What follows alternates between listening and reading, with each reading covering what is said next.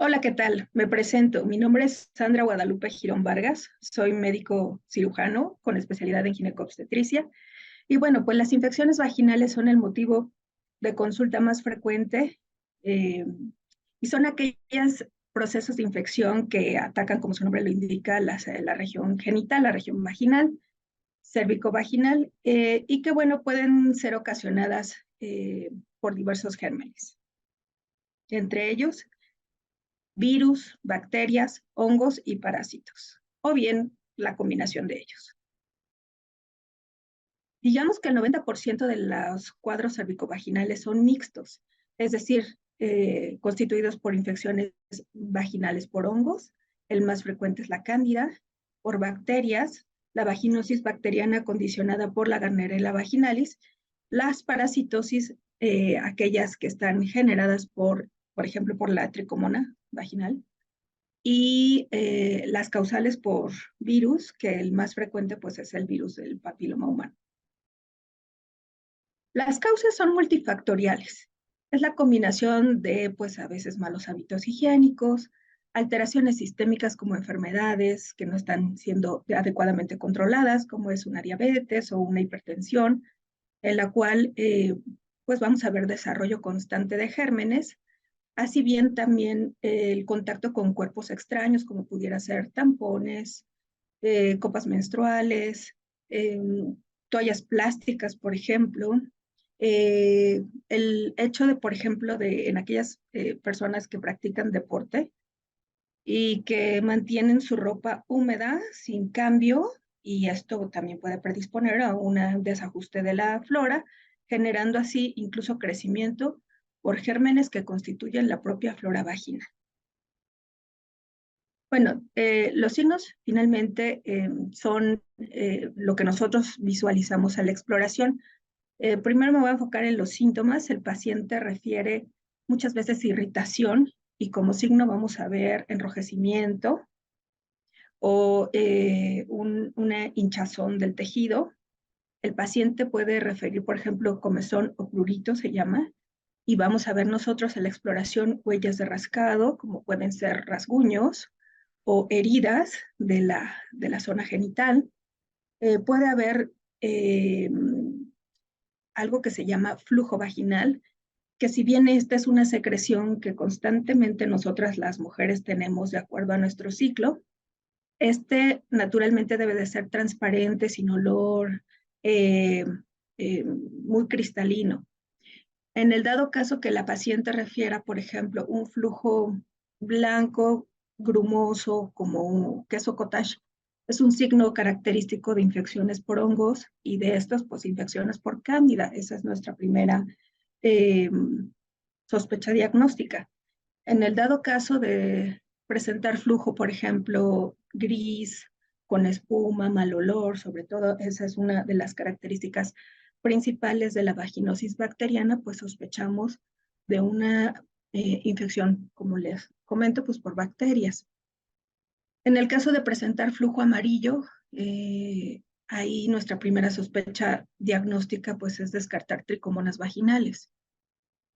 Pero también pudiera haber, por ejemplo, la presencia de parásitos, eh, no solamente de carácter mucoso, sino también en la piel y el vello. Entonces, pues la paciente va a referir considerablemente a un prurito intenso.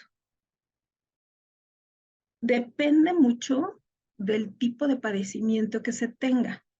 Y esto, para tener una mejor respuesta, yo siempre recomiendo realizar cultivos al momento de la exploración.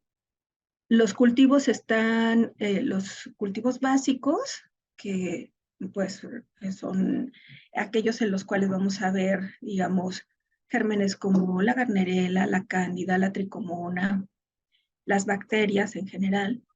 Y existen los estudios especiales, que son cultivos específicos para causales bacterianos, por ejemplo, como pudiera ser micoplasma, ureaplasma o clamidia, que son agentes que finalmente cada uno tiene su tratamiento, su manejo específico.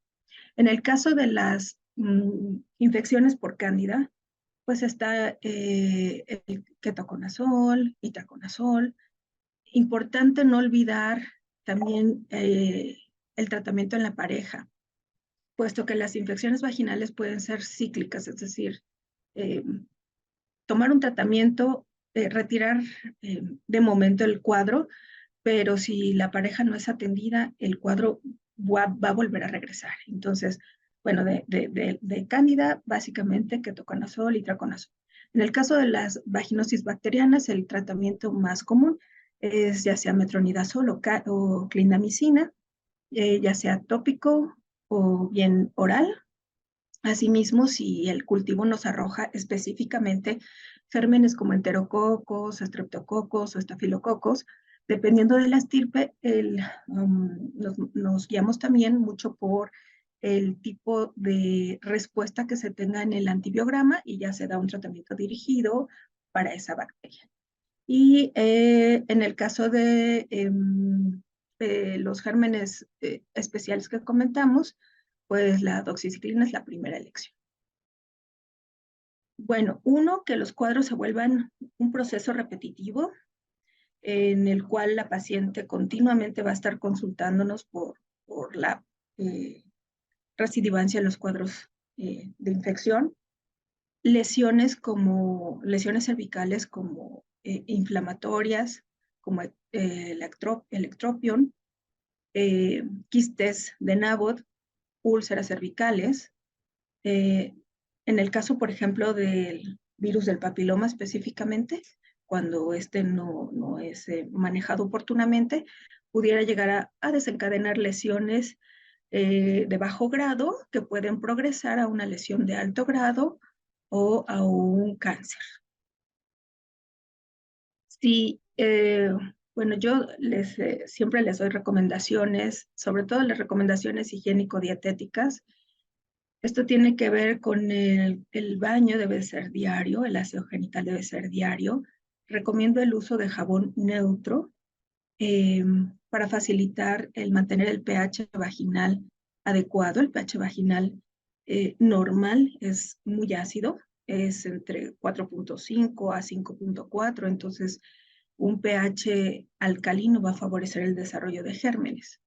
Por otra parte, recortar el vello genital, facilitar el uso de pantaletas con textura de algodón, lavar la pantaleta también preferentemente a mano y con jabón neutro para ropa, evitar el uso de lavadora, de secadora, de detergentes, cloros, suavizantes o cualquiera de estos elementos químicos que pudieran facilitar cierta irritación por evaporación. Evitar los pantiprotectores, el uso de prendas íntimas muy justas como las tangas. Siempre realizar una técnica de aseo después de la micción o la evacuación en sentido tal que nos lleve de la zona anterior hacia la zona posterior, evitando la contaminación constante con residuos provenientes de las áreas perianales, que son las zonas más contaminadas, ¿sí? Después de hacer ejercicio, el baño o el cambio de ropa para evitar que este sudor mantenga contacto con la zona íntima de la paciente. Asimismo, pues también acudir a control de sus enfermedades de base, sus enfermedades ya sean metabólicas, cardiovasculares, etcétera, para que de esta manera la paciente tenga menos riesgos de recidiva. Asimismo, en el dado caso de que su compañero sexual también de pronto tenga un padecimiento crónico o que, por ejemplo, no esté circuncidado, pues recurra a una revisión al menos cada 6 meses con su médico urólogo para que le dé las medidas pertinentes y que evitemos que ese también sea un foco de contaminación y posteriormente infección hacia nuestra paciente. Bueno, sí, hoy por hoy nuestras pacientes nos refieren prácticas sexuales muy frecuentemente, no solo las prácticas vaginales, sino orales o vía anal. Y es importante que la paciente también tome sus medidas de precaución porque también estas vías pueden condicionarle procesos de contaminación e infección. Los hábitos orales de higiene son básicos, el uso de hilo dental, su revisión dental al menos cada 6 meses, su higiene constante, su limpieza por un profesional al menos así cada 6 meses, el uso de preservativos, pues por ejemplo los preservativos de sabor, que es eso, finalmente tienen ese objetivo para dar utilidad a la práctica sexual oral. Y en el caso dado de la práctica sexual anal, que bueno, no es lo más recomendable, pero utilizar un preservativo para esta práctica y cambiarlo en el dado caso de tener una práctica vaginal posterior. Eh, es importante que el paciente se mantenga siempre, insisto, bajo control metabólico y de sus enfermedades de base, que evite prácticas sexuales de riesgo, puesto que seguimos en una época en la cual el VIH, el SIDA sigue siendo una enfermedad en nuestro medio y situaciones como el papiloma que cada vez van teniendo más auge en nuestra sociedad, incluso desde las pacientes muy jóvenes. Tengo pacientes con cuadros pues bastante avanzados de infección de papiloma desde los 15, 16 años. Entonces, desde sus primeras prácticas, además de instaurar un método anticonceptivo, pues no olvidar el uso del preservativo, que eso va a reducir considerablemente el riesgo de un contagio sexual.